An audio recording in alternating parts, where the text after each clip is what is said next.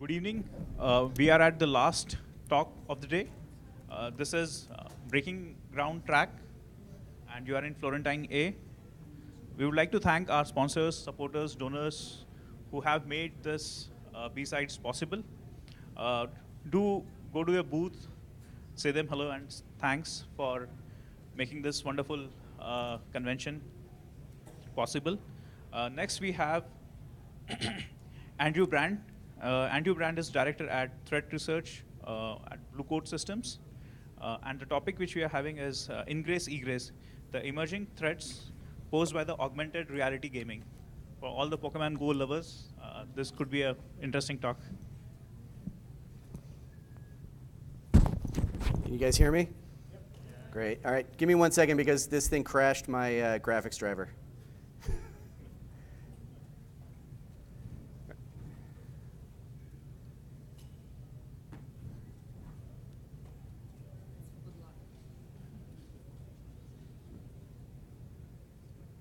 Come on, PowerPoint. All right.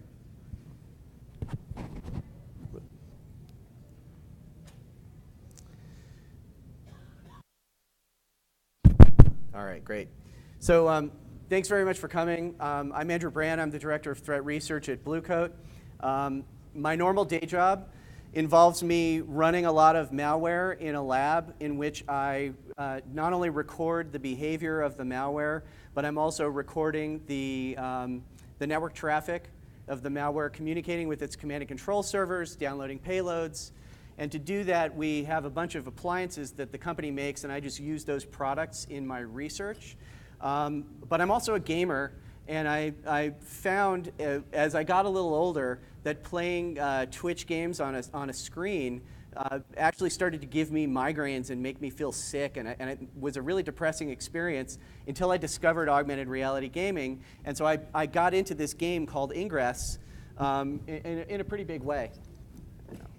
Is this going to work? Right. So in this talk, I'm going to talk a little bit about the fundamentals of the game itself, but I'm also going to talk about how I use some of the tools in my lab to decrypt and decode some of the communications in the game, just to learn a little bit more about how that game worked. Now, a lot of you know that Niantic, the company that makes Pokemon Go, is the same company that makes Ingress. And Ingress, in a lot of ways, is both a precursor of and a supporter of the Pokemon universe. So there's a lot of cross-pollination involved in both games, and what I see here as being a number of different problems, some of them have been addressed by Niantic in Pokemon Go, but a lot of them persist, especially those involving personal safety, privacy, and we're going to talk about all of those things. But we're also going to talk about what Niantic has done, and what I'd like to do, because this is the Breaking Ground track, and they're asking that this be a very interactive back and forth, is I'm hoping that the audience will come forth with suggestions. I know there's a number of Ingress players who are here in the room, as well as just people who are interested in privacy and security. So I'm hoping that you'll have good suggestions at the end. I have a lot of slides to get through, so I'm just going to whip through it as quickly as possible. All right, so what is Ingress? So Ingress is this very interesting science fiction themed game with a very paranoid backstory involving aliens making a kind of covert intrusion into this world from another dimension. And as they're doing that, some of their technology is leaking into this dimension, and only people with special things called scanners, i.e. the Ingress app, are able to see this technology for what it is. Think of it as they live for like the year 2016. You've got these goggles where you can see all kinds of stuff that isn't there, that normal people can't see. You can interact with these things, and you use that to advance within the game, attack other teams, and just have a lot of fun out in the real world. Everything that happens in the game takes place in or around these things called portals. Portals are basically user-submitted physical locations in the real world. They have to be human-created things with some kind of artistic or creative or cultural social value that users have submitted to Niantic, and Niantic has had a human basically approve these as being locations that can be portals, and everything happens with these portals. The only way that you can interact with portals is to be standing 40 meters or less from the portal itself. So a lot of the interaction within the game, at least The legitimate interaction that's done by players who aren't cheating and doing other kinds of goofy stuff is to be walking around in the world, going to these portals and interacting with them. But that's not always the case. So the correlation between Pokemon Go and Ingress is really, really obvious to people who've been playing Ingress even for a little while.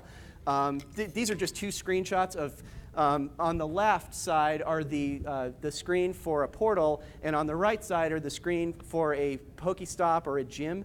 And basically, in smaller towns where there aren't a lot of places to play these things, it is pretty much a one-to-one correlation. But in places like Las Vegas, where there are absolutely tons of portals crowding the entire city, what you see is that there's sort of a 1 out of every 3 or 1 out of every 4 portals has been removed from Pokemon Go and is not a Pokestop or a gym, just because the density is too high.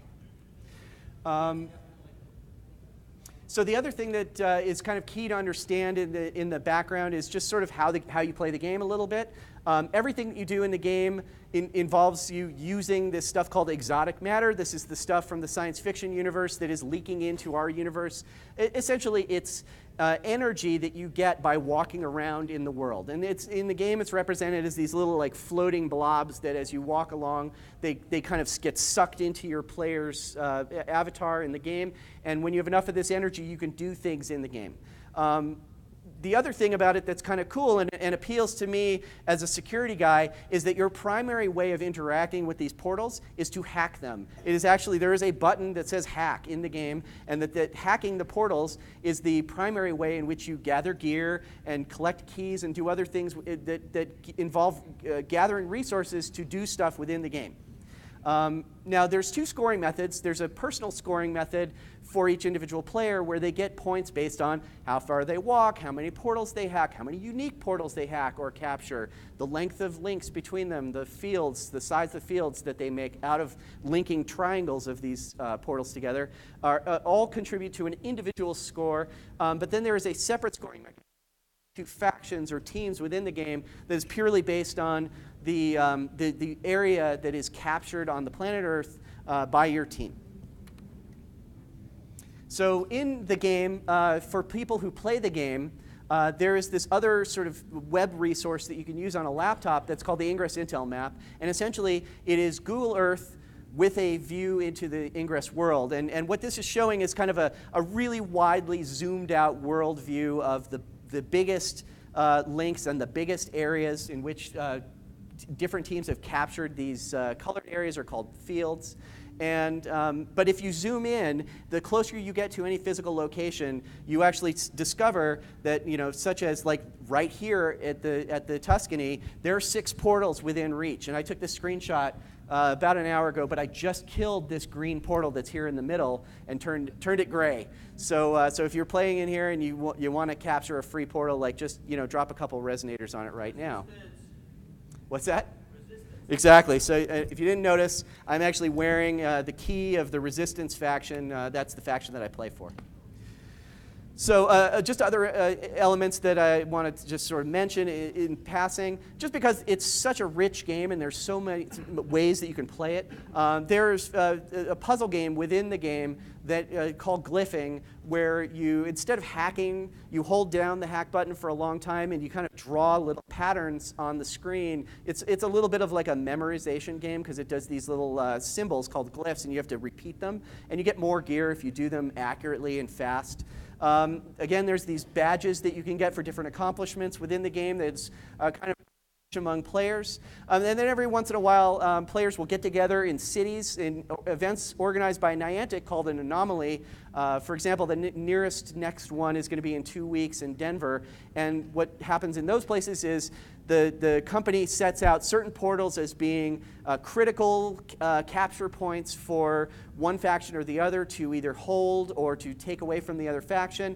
And the winners of these anomalies actually decide key decision points within the fictional storyline of the game and help drive the story in one way or another. So the anomalies are actually pretty key to the sort of ongoing backstory that happens within the game. And also just as another thing, people who are at this event especially will really appreciate the fact that there are these things called passcodes, which are 10-character codes that when you enter them into your scanner app on your phone, will give you extra gear. And one of the ways that people discover these passcodes, well, some of them are leaked by Niantic, and some of them are handed around by teams to their friends. But what is actually very interesting is that the company puts out these videos and screenshots and other interesting art on their website and on their Google Plus page. And if you search through these images, often in the metadata or sometimes just buried in the image, almost as a steganographic exercise, they will put these passcodes in there. And there are teams of people who just do steganography and image analysis to find these things. It is just kind of a cool side game. And there's just some screens from the game showing, for instance, the Guardian badge, which is one of the rarest and most difficult badges to obtain because it involves maintaining control of a portal that you captured for a certain number of days, and the highest level badge is 150. It is by far the hardest badge in the game to get and keep, just because of the nature of the game. All right, so let's talk a little bit about the communications within Ingress. So there is this mechanism in Ingress to send messages back and forth between players, as well as the game itself will send game messages involving, say, like when one person attacks a portal that's controlled by another person or the other faction, that person will receive a little alert message in their scanner app that says, so-and-so is attacking this portal at this location. And all of this stuff is basically broadcast to everybody who's within a certain geographic radius of the location where the event is happening and has the game on or is looking at the Intel map. So this chat window, the one on the left is the one from the game, and the one on the right is the one from Intel, but essentially they are showing you the same thing, which is little text messages that people are sending back and forth to each other, or mostly actions that happen within the game that involve the changeover between one faction or attacks that are happening in real time or captures. And actually, it's worth pointing out, just to go back here, this one on the left, and I know it's hard to see in this light room, but the text that's in white is a broadcast message that was sent out by a player who is advertising a black market gear store. So there are people who are playing this game, gathering gear specifically so they can sell it for real money outside of Niantic purview to other players. And we'll talk about that in a minute. So to do the capturing that I did is really fairly rudimentary, and it doesn't require all the gear that I have in my lab. It just makes it easier. I have a wireless access point that I use to connect the phones that I'm using and the other mobile devices I'm using, and I use them all the time to capture malicious traffic on infected Android devices. But in this case, I was using it to capture the traffic from my phone and other phones that I was using to play the game. I'm using something that sniffs that traffic and allows me to save it and manipulate it in a lot of ways. It's called Security Analytics. And the box that's pictured here is called the SSL Visibility Appliance, and it is essentially a standalone man-in-the-middle SSL decryptor box that is sold to corporations who want to use it for data loss prevention or policy enforcement on their internal networks. And I'm giving a talk about the SSL Visibility Appliance at DEF CON at the Crypto and Privacy Village on Saturday morning. If you want to hear more about that, that's all I'm going to say about it, is that this is what I was using. So, and when you're running SSL decryption in an Android device and you have to add the certificates, the re-signing certs, into the device, there are some persistent warnings that appear in the device. And I just thought I'd show these because it's worth noting that you can't just do this SSL decryption without the person who's being monitored knowing about it. First of all, you have to manually install these certs, which is a non-trivial exercise to get them on the phone and install them. And secondly, it then pops up these warning messages pretty persistently, almost all the time in the notification bar. And then when you hit the notification, it pops up this bigger window that says, you really could be being monitored right now by someone you don't know, except you probably do know who it is. All right, so this is the UI from the SSL Visibility Appliance, and it's just showing a log of the sessions that were decrypted during a bunch of communications. This one in particular of the startup of Ingress. And what it's showing you here is on the left is a column of the IP addresses and the ports. then the names of the domain names that we were doing the communication, the cipher suite that was being used, and then it says it was using the re-signed certificate decryption, and most of them it says success, but on the second to last one it says alert bad record MAC, and that just means that there was a mismatch in the MAC address on that particular session. So when the app starts up, the first thing it does, because and again, I don't know if you're aware of this, but Niantic is actually a spin-off of Google. At the time when Ingress was launched, it was a part of Google. It was one of their divisions, and now it is a separate company. But they still share a lot of the same ecosystem, and the first and most important is that they are using Google OAuth. Your game account is tied to your Google address and your other Google information that's on your phone.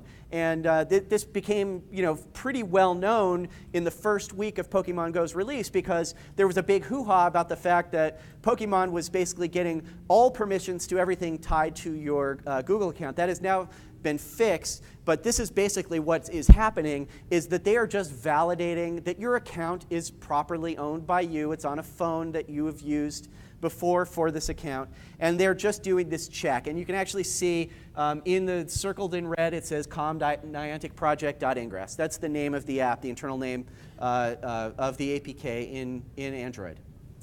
So the next thing it does, and this is kind of interesting, is it connects to and gets a positive connection from something called Google Cloud-to-Device messaging. Now it's interesting because cloud-to-device messaging was actually discontinued last October by Google. They actually put out a big notification that says, we're stopping using this, don't incorporate this into any of your apps anymore, we're going to shut the service down. And yet, C2DM is actually working, and every time you start up Ingress, there's a little C2DM session that goes back and forth. And we know for sure because Security Analytics was able to show us, once again, com.nianticproject.ingress was the source of that communication, and that was what was being sent as an HTTP post up to Niantic, or I should say up to Google. So then once you've gone through the authentication process, there's an initial setup that happens in which the game receives a bunch of initial data just so that when the UI pops up, it's populated with information. It is first you send it up your latitude and longitude using the location services on the phone. It queries the phone. It says, where are you? It sends that back to Niantic, and Niantic does some stuff on their end where they figure out within a certain radius, 5 kilometers, 10 kilometers, however you've got it configured in the phone itself, it will then send back chat messages that have been sent within that radius, as well as the event messages. And that's what's sent in this very first packet. The back and forth is the geotagging information about where you are, and then all of the messaging stuff and stuff that would happen in the comms window that you would see as soon as you started the app up. The next thing that happens is that it then transmits to you a lot more of that chat messaging going back quite a ways for like the last 2 or 3 hours previously, as well as pretty much all of the configuration information that is used to define, for instance, what are the various values that are used by the game to determine whether you're within a certain range or have a certain level of weapon to defeat a thing that is of this other level within the game. All of that configuration data is sent every single time you start the game. So there is this back and forth and handoff of the rules of the game that are sent to the phone. Now, it's an academic exercise to understand that if you are receiving all of this configuration information that decides how the game is going to work, that why would someone not just interface with the network card between the game and Niantic and just tweak those values a little bit for their own benefit? Oh, and by the way, it is worth mentioning that the 2 factions in the game, one is called the Resistance, one is called the Enlightened. The Resistance are the humans who believe that this alien technology, thank you very much, that this alien technology is something that we should be a little wary of. We don't understand the motives of these aliens. Maybe we should take a step back and not quite accept it so rapidly. The Enlightened are the team whose philosophy is, we should embrace this. They are just nothing but beneficial. Everything is good. The benefits of this technology are good for everyone. Why not just embrace it, right? It is worth noting that in the internal messaging of the system, The enlightened team is referred to as aliens. So be warned, you are working for the aliens. So, so the next thing that happens is that the Niantic app sends a little handshake that's called SUP. And when that comes back, here is all of our configuration data that comes back to the device, right? So as I mentioned, you've got all the rules for what are the glyphs that can do things when you are trying to do glyphing to make the glyphs happen faster, give you more keys, the action cost for different actions within the game, the weapons radius for different weapons within the games, the badge tiers. All of this stuff is transmitted every single time in the handshake. It's not really clear to me why this isn't just hard-coded into the app. But I guess if they wanted to change the game on the fly, they could literally just change some settings on the server, and then everyone's game would work in the different way. But it just seems to me like it's just opportunity for a lot of messing around. So in addition to the app itself, the app has several analytics tools that are built into it. One of them is Upsite API. And Upsite API is a very common, widely used, completely legitimate Android app analytics company, and Niantic is using it for doing in-app purchases. There are some things that you can buy for real money using your Google account in the game that will help you, accumulate more gear or do other things within the game that are fun. Nothing that gives you a huge advantage, but some stuff that gives you a little advantage. And so they're using Upside API to do all this payment management and to control how that happens within the game. When you first log in, though, Upside sends a huge amount of data about your device itself, the make, model number, the geolocation of it, what mobile network it's on, what version of Android it's running, whether or not it's rooted, what's the localization, what language is it using, how many days have you been active in the game, has there been a gap of several days since you played it, or have you played it in the last 24 hours? And all of this stuff is sent to Upsite at the same time as you're logging into the game. And then there is a second analytics, or a third set of information that's sent to a different company called Criticism, and that is also sending information about the version of the app, the version of Android that you're running, the name and the make and model of the phone that you're using, the country code of the country to which your SIM card is tied, and a bunch of other information, including like the build date of the app and its version and localization. So already you've got two third-party companies that are receiving an enormous amount of device data about the device that you're running the game on. Then what happens is, as you play the game, there are all these API calls that happen, and they again, like most of the other ones that are happening throughout the game, it's an HTTP post up to Niantic with some data, and then a response back. And they have names like this, and they're involved in doing things like updating the inventory of your gear that you have, updating the map that's shown on the screen, updating the chat messages that are shown in comms, and they're basically happening constantly. And it's one of the reasons why when you run Ingress for an extended period of time, and if you know people who play Ingress, you always see them carrying these giant-ass external battery packs and giant plugs and wires and things like this. Thank you very much. We are all carrying these battery packs because all of this data and all of this using of the GPS constantly is just chewing through the power in our phones. But we are pushing the envelope on what you can do with these things. So it's kind of interesting to see it all happening.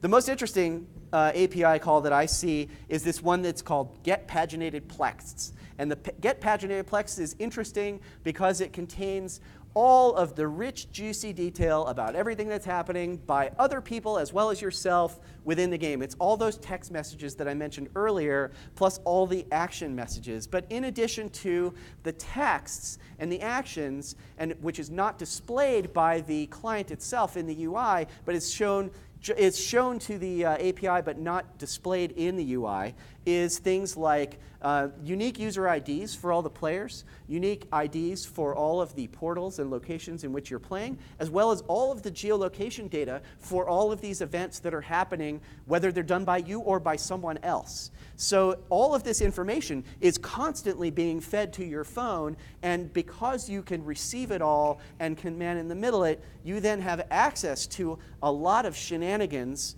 that you can do if you, say, collect it all. We'll talk about that in a minute.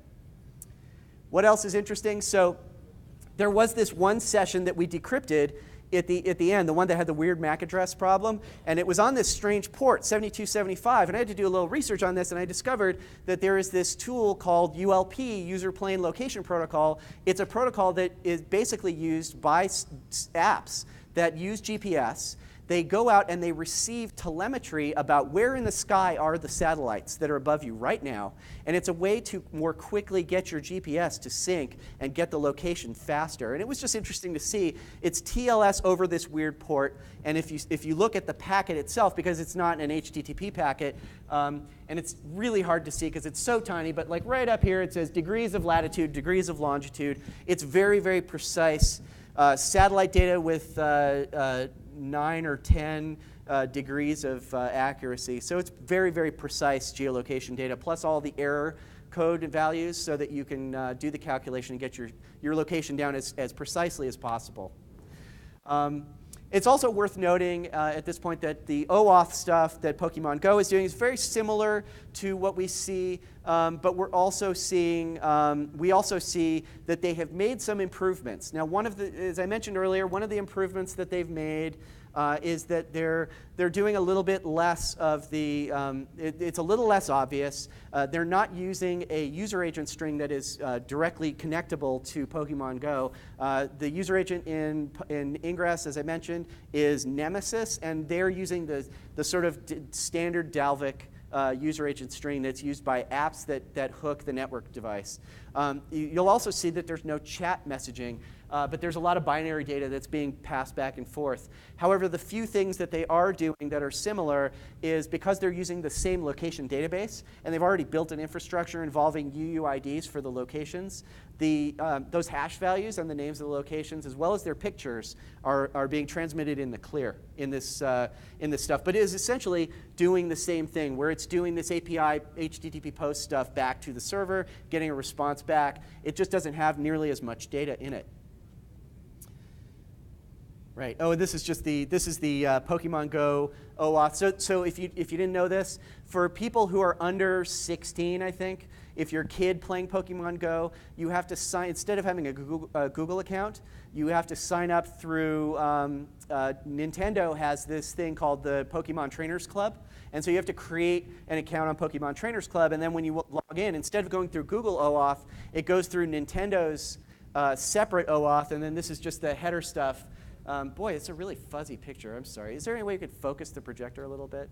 It's just really blurry, but like, yeah, this is all the header data that shows they're sending things, including, it's really hard to see, but birth date of the player in that OAuth session data. So as well as there's actually parents' email in there, because you have to tie a Pokemon Go kids account to a parent's account.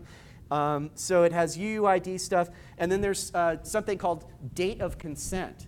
And I didn't really understand what that was, but in the kids account that I created, I noticed that age or date of consent is exactly 13 after birth date. So apparently 13 is the age of consent as far as Pokemon Go is concerned. That's okay.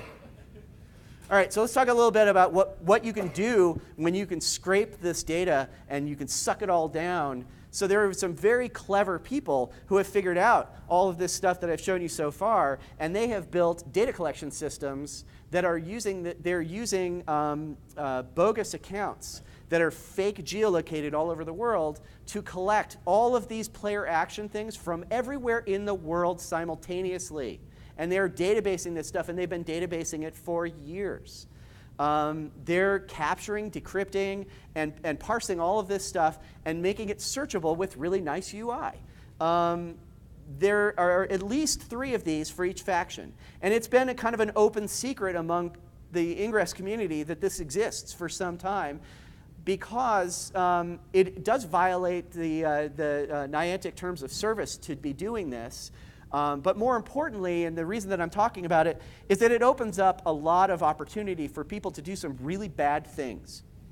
So I just got back from the UK, and one of the things I did, and of course I was playing Ingress when I was there because it was exciting, and one of the badges you can get is for capturing a portal that you've never captured before for the first time. So I was trying to get all these uniques, and I was very proud of the fact that when I went to North Wales, I captured every World Heritage Site castle in North Wales. That was my big victory, and I was so proud I took screenshots of it.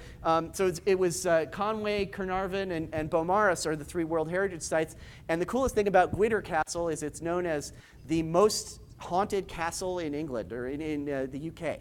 So I got the most haunted castle and the 3 World Heritage Sites. But little did I know that while I was doing this, one of these player trackers was monitoring mine and every other player in the world's use of the game, and created this heat map that shows exactly where I was and how long I spent in using the game at these different locations in North Wales. And when I saw this, it scared the crap out of me, because again, it's only an academic exercise to understand that what these player trackers are able to do is keep track of an enormous amount of location data, let you view by time slice where that location data is, and then even further, you can slice it down to morning, afternoon, evening. Like, what is the propensity of a certain player to be in a certain place at between 8 o'clock and 10 o'clock in the morning? Well, you might find the neighborhood where the person lives. You might find where their office is, where they frequent, where they go shopping, where they drop their kids off from school and then hack the portal at the church down the street. There's a lot of ways that this can be abused. So here's another view of a different player tracker. This one shows some of the players that are located in northern Colorado, where I live, and it was used by the players on my faction to monitor players on our faction who we knew were doing bad stuff. And so the ones that are in gray are real players, and the ones that are light colored are real players, and the ones that are highlighted in kind of this green-gray shading are the players who were using what we think are spoof accounts or bot accounts to conduct themselves in ways that are not befitting a player who is responsible and respectable. Here's a different view of a different player tracker showing the details of a particular spoofer who we know was doing some really bad stuff.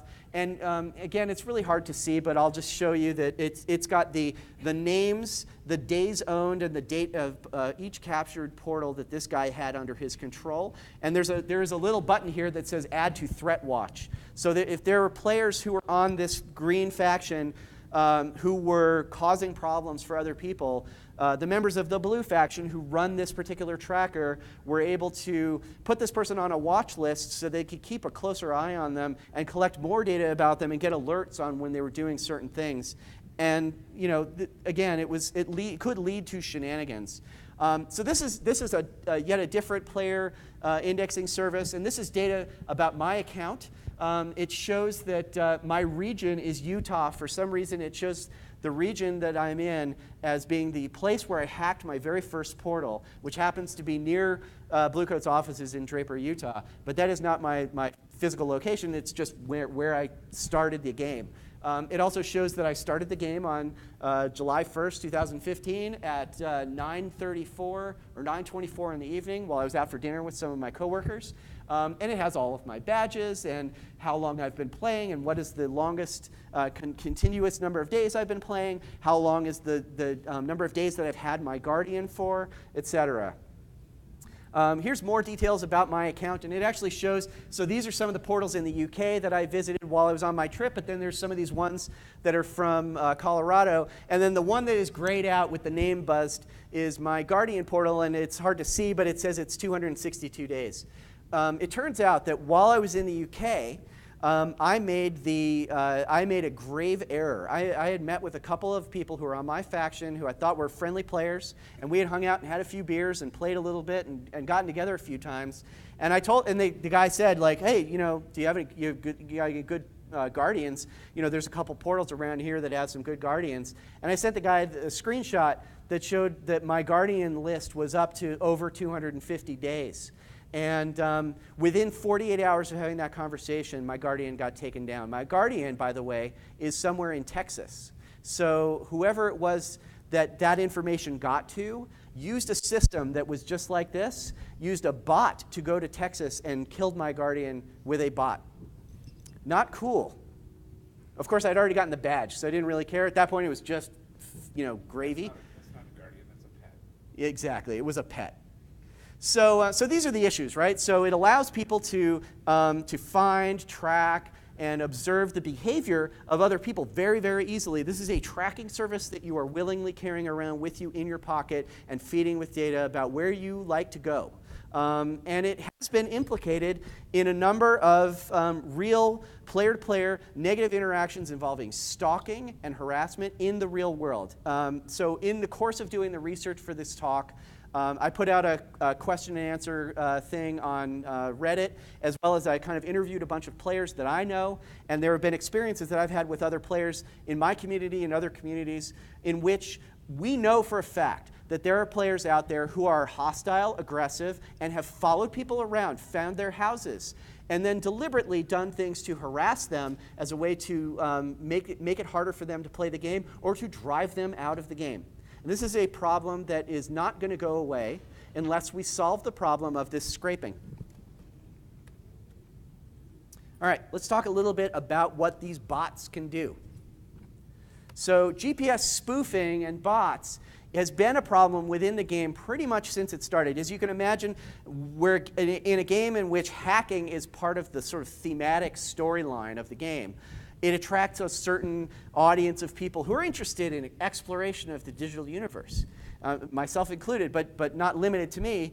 And people discovered fairly early on that there are these GPS spoofing apps that you can use for development purposes, of course, just to force your phone to say that it is in a different location, and then everything that kind of pulls that location data from the phone thinks it's in a different place, and then it will let you do things like Google Maps of a different town without having to zoom in there. What the guys who are doing this are doing it for is sort of two purposes, but we'll get into those in a minute. For definition purposes, spoofers are just people who are using these tools to forge their GPS and make themselves appear to be in a different location. Bots are automated systems that are using spoofing to do actions automatically without human interaction in those spoofed locations. So one of the things that is really important to note is that spoofing is something that Niantic is trying very, very hard to thwart, and all of the common things, if you just go and you look for GPS spoofing on Google Play Market, there are a bunch of apps in there. None of them will work on Ingress without getting you banned pretty quickly. The purpose of having all of these analytics communicating with the device is because they're looking specifically for these apps running in the background. And the way that you hide the information about these apps from Niantic itself, one way to do it is to run this thing called the exposed framework. So it's on this website, repo.expose.info, and it comes as both an APK and a zip. And it does have a kind of a high barrier to entry because you have to sideload it using Android Desktop Bus. You have to ADB flash it onto the device. And so it is probably beyond the ken of most mortal people who have Android phones. However, I believe everyone in the room here is probably capable of doing it themselves. And it is a very effective method of doing GPS spoofing so that you avoid getting banned and kicked out of the game and losing all the gear that you illicitly got. So some of the things that the bots can do are basically everything that you can do within the game. So they can hack or glyph the portals. They can retrieve keys and get gear. They follow certain tracks. You can record a GPS track and then have your bot follow that track, almost like you're playing back a video. They can attack enemy portals as they walk past them. They can also just jump from place to place in a ridiculously short amount of time. An amount of time that a human would notice very quickly is far too rapidly. So, for instance, I flew between Denver and Las Vegas. It's about a 90-minute flight, and yet, I could, if I wanted to, be in Boulder where I live, teleport back to Vegas, do some stuff, teleport off to some other place, and for the most part, that kind of stuff doesn't get noticed when this exposed framework is kind of tied in. These bots can do basically everything. And what they are being used for is they are using them for harvesting huge amounts of the highest level gear, which is a mentally and physically taxing effort. As you can imagine, you don't just go to these portals and hack them one time. If you want to farm gear, say for an anomaly that's coming up, you will often find that one faction or the other will get together. They'll find a park that has 5 or 6 or 10 portals that are really close to each other. They will then level those portals up so that they give the highest level of gear, and then people will walk around and glyph them for hours. And this takes a lot of work and takes a lot of effort, and you have to be good at the glyphing puzzle game, which is not, I can tell you from my own experience, is not a trivial exercise. It is something that takes a lot of work. And yet these bots can basically glyph everything as fast as possible. And the only way that you can, the only consideration that you need to have when you're running one of these bots is that you got to dial it back a little bit, because the bot is so good, it's going to attract notice. And so a lot of these sliders that are in these bots are to control just how accurate, like how often will it fail? And how often will it meander off this GPS track and look like you're just kind of walking across the street instead of following a straight line and then taking a left turn, making a 45-degree turn and going across a field that normally is blocked off with a chain link fence. All of this stuff is basically just to make the bot work faster. Right? And we have these infographics, and again, it's really hard to read, but this is an infographic about how a bot works and what these farm bots can do. This was one that was produced by the people who I play with, specifically to teach people about how these bots are doing farming and how you identify the farming bots as opposed to the bots that are being used to spoof and attack people. So the most popular one, the one that everybody knows about, again, it's an open secret within the Ingress community, is this bot called Ganes. It's $12 to use it for 3 months, and it is shamelessly advertising itself as being the bot to do everything bad within the game. Now, it's a very paranoid guy who's in Eastern Europe who makes the bot. When you buy it, they make a build that is just for you, and the bot itself does some command and control back to the guy's web server so that he knows that your license key is only being used for your account, and if he sees you using it for any other account, or if he sees you using it in a way that he doesn't like, he will just ban you forever, for life, from ever being able to get his bot again. And it calls itself internally Bad Logic. Now, and this is just some internals of Ganes and showing you the UI. And then, for example, this is the walk mode where you can either have it walk in a straight line or walk and then loop back. And this is I've done a little bit of reversing of the app and showing some of the source code. And this is just the drop down of the code. And all of the code is pretty heavily obfuscated with all this. There's a lot of this sort of junk text that's all through all the variables and stuff. It just makes it a little harder to read. But for somebody who's an experienced reverser, it's just sort of rudimentary. But you don't have to do Ganes. You can actually, there are some commercial emulators out there that you can use to get into these things. One of them is this one that's called the Nox App Player. And it's worth noting in the text at the bottom here, it says, location required by app, the virtual location feature will pin you to wherever you want. Now this one I showed because they're actually advertising a particular build that you can get of this app that's called Pokemon Go Desktop. And the idea of it was you could play Pokemon on your desktop without ever having to walk out into the real world. Well, guess what? It still works. It was advertised as something that you could use during the beta, and now it still works with the real Pokemon now.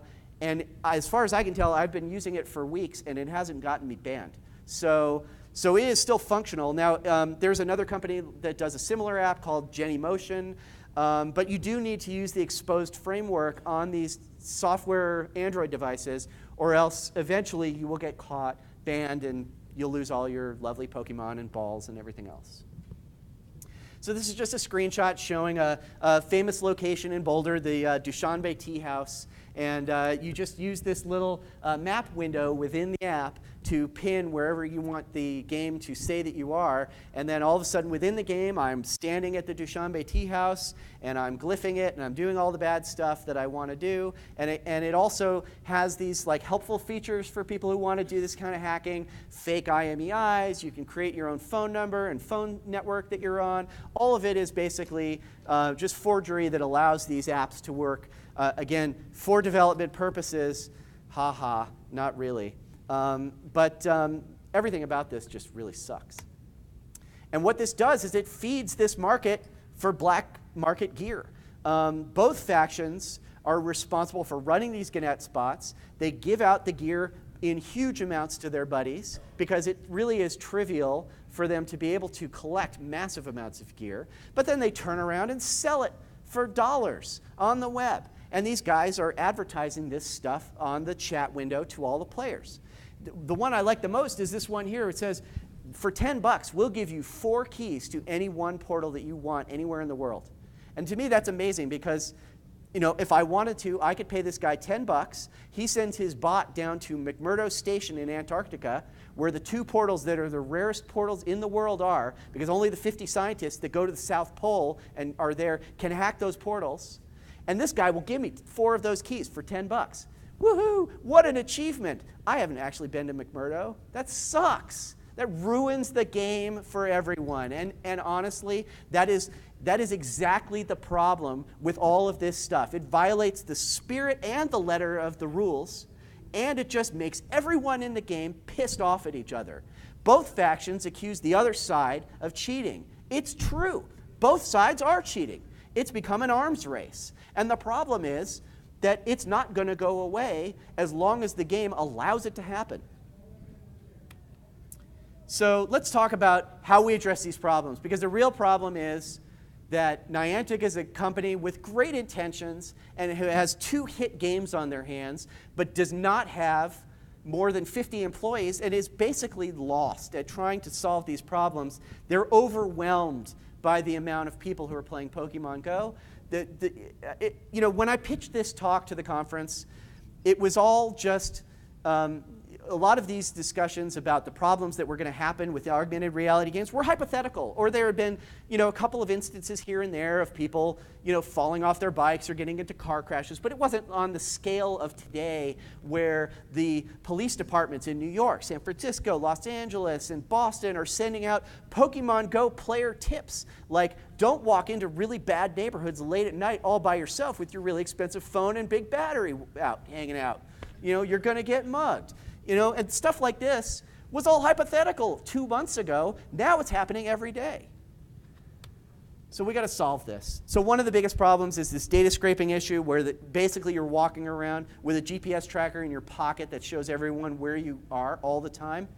These are my suggestions. We got to stop broadcasting the player data with the actions in the game. So when it says Andy Brandt hacked Portal X, or Andy Brandt attacked this portal and captured it from player Y, you should never have names associated with that. It should just be Portal X is under attack. Portal X has been captured by the other side. That would eliminate all of this player tracking stuff in which this data is being sent out and people are scraping it and showing the heat map thing that shows where you are would be gone. Everything has to be encrypted, right? It is a watchword of all of what we do in InfoSec. You encrypt everything that you possibly can. Now, it's inside TLS, and that's great because the transport layer is an important thing to encrypt. But why is the data in plain text? Why is this all JSON in plain text inside of the TLS? They learned this lesson with Pokemon Go. That's a good thing. They need to then revert and put that stuff into Ingress. It needs to be encrypting that data so that all that we're seeing cross the wire is a big binary data blob that we cannot read. And of course, Ingress and Niantic needs to be monitoring the players and their activity a little more closely. Location service stuff is another issue, right? So when in all my malware research stuff, I'm always looking for metadata attribute combinations that will lead me to find interesting traffic. Well, here's a metadata attribute that I love.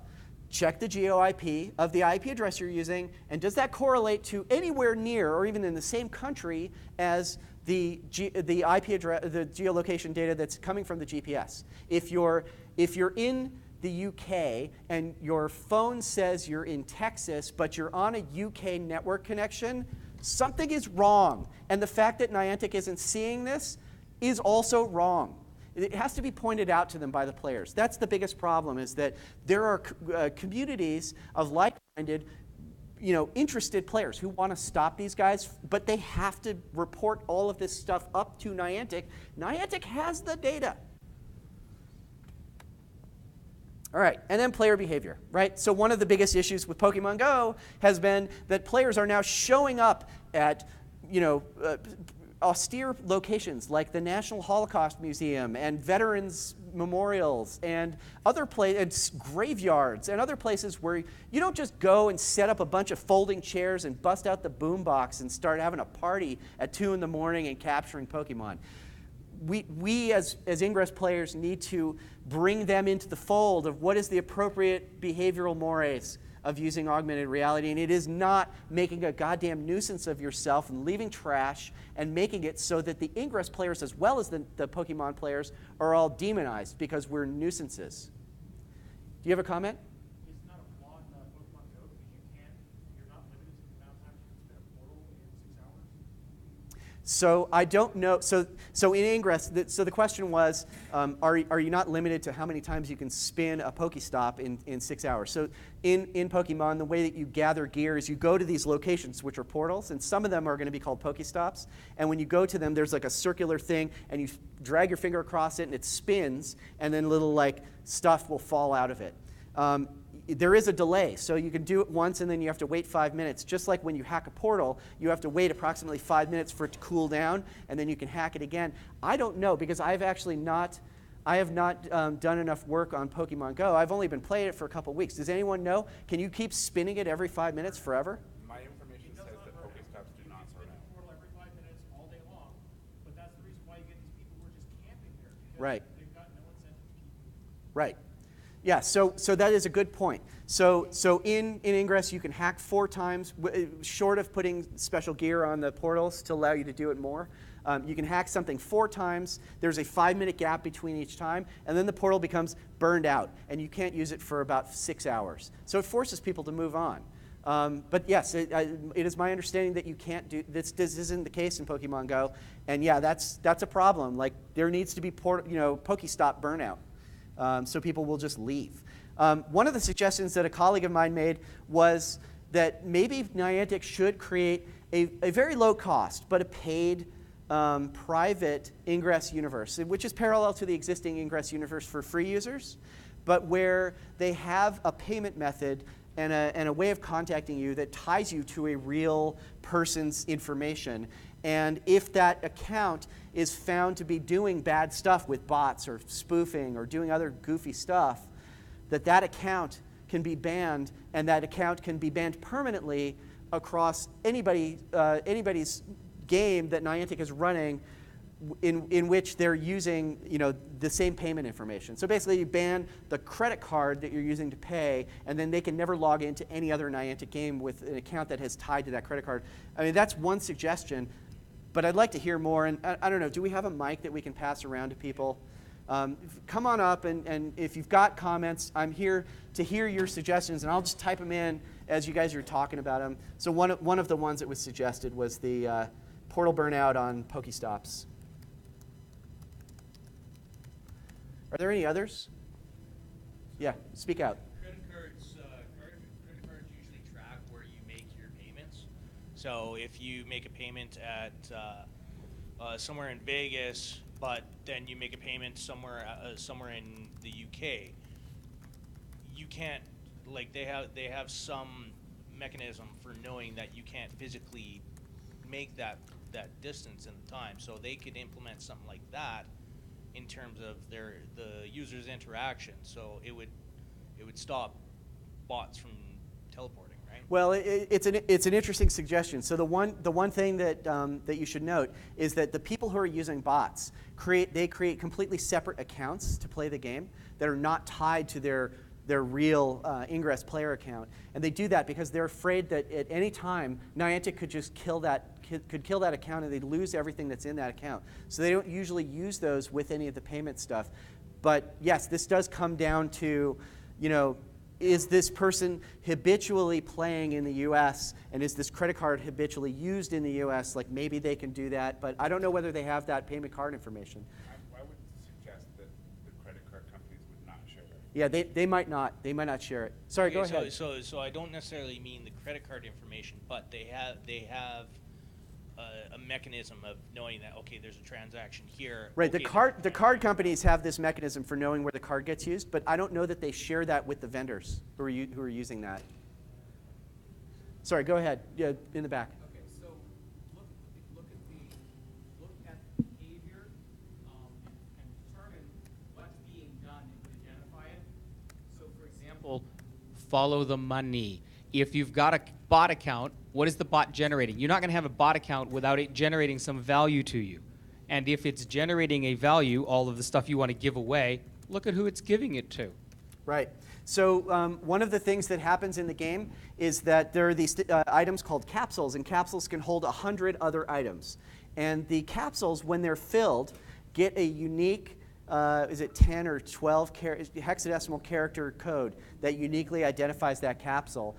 It should be rudimentary for Ingress, for Niantic, to be able to track player 1 created this value, put it in a capsule, dropped it on the ground. Player 2 came and picked up that capsule and benefited from it.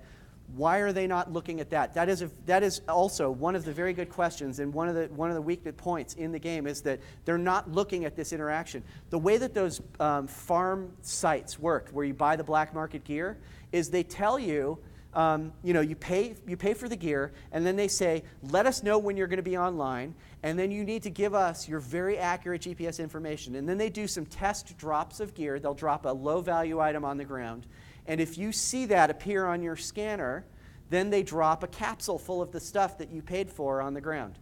They're doing that with bots, and the reason they need your location is because they need to type it into the bot's little address bar, and then it sends it, it just teleports to that location, drops the gear, and then logs out.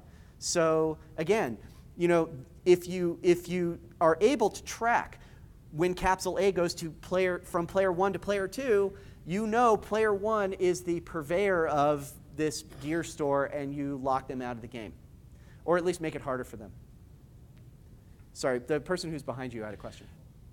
There may be a way to isolate assisted GPS from GPS data and correlate the two. So if say, your assisted GPS data says you're somewhere in Las Vegas, and your GPS data being spoofed suddenly says you're in, somewhere in Southeast Asia, that would be a direct red flag. So if there was some way of requiring the phone to have a true assisted GPS, because if you're going to be connected to a cell tower, you're going to be getting that data anyway. Yes. So this is actually an interesting point, and this is one of the metadata attributes that the analytics tools within Ingress are collecting. They are collecting information about Wi-Fi access points that are in your area, and they're using Google's ability to search for location by network to correlate, are you where the GPS says you are? Do you see the Wi-Fi APs that should be in this same location? And it's why exposed works, because exposed prevents the app from being able to see what are the nearby Wi-Fi access points. So they are doing that to a certain extent. Whether or not it's effective is another thing. Sorry, person in green, yes. Hi, I wanted to bring up the credit card verification. And in thinking about a couple of points. I've experienced using credit card verification, upping the ante, so then you have to deal with fraudulent credit card numbers. Because by using a credit card, you're creating a situation where those who really want to do bad things will do it by also stealing credit cards. Just a factor. And the other one being, I was thinking about with credit card verification, granted there's already the barrier of entry to having a handheld device, but if we want more people to be able to play the game, a credit card requires a level of privilege or financial in how old you are and all of those things that also make it more complicated. So my challenge is, and generally for the internet, how can we create a verification that isn't tied to credit cards, which are kind of US based, not everywhere in the world, and like all the other things? I don't have any good answers, but I would love that to be a thing. Those are really good suggestions and good questions. And yeah, I think as I do more research on this, and I'm going to be presenting updates to this talk at other conferences, I'll look into that. And that's a very good suggestion. Thank you. So we'll be taking the last question. Yeah, so we're running out of time. There's drinking to be done. So last question, and then you guys can all go. But I want to say before I get this question, I want to thank you all for sticking it out right to the end. I really appreciate this. This is a topic that I'm very passionate about, and I just appreciate the attendance and information and the interest level from everyone who's here, so thank you. All right, what's your question? All right, so I think that the GPS data is a perfect candidate for applying machine learning to train a model to differentiate between real GPS versus these bots that seem to be pretty rudimentary. I don't think there's any advanced programming techniques or anything in them. You may be right. So machine learning is probably one of the tools that they're trying to develop internally at Niantic. From my understanding, it's very limited because I tried to reach out to Niantic. I tried to contact John Hankey, their CEO, several times in the weeks leading up to this. And they're just really busy with this other game that they're dealing with and all the issues. So they didn't have time to talk to me, but I'm hoping I get an opportunity to talk to them. They've been receptive in the past to suggestions from the community, and that's a good one. Is there any way for the application to detect the exposed framework? So the question is there any way for the app to detect whether it's running the exposed framework? And no, the answer is no, because the exposed framework, the way you install it, it installs as root, and you have to install it using like a third-party, sorry? Yes, you have to have a third-party bootloader, right? So you flash it at the lower level than the operating system, and nothing on the operating system can see it unless it lets it. So yeah, it's tricky. So I guess we're out of time, so thank you so much. But I'll be around here for questions afterwards. And then, by the way, there's a researcher party that Blue Coat is throwing. And if you're interested and you want to kind of come and have some drinks, just follow me, and I'm your ticket in. So thank you. Thank you, Andrew.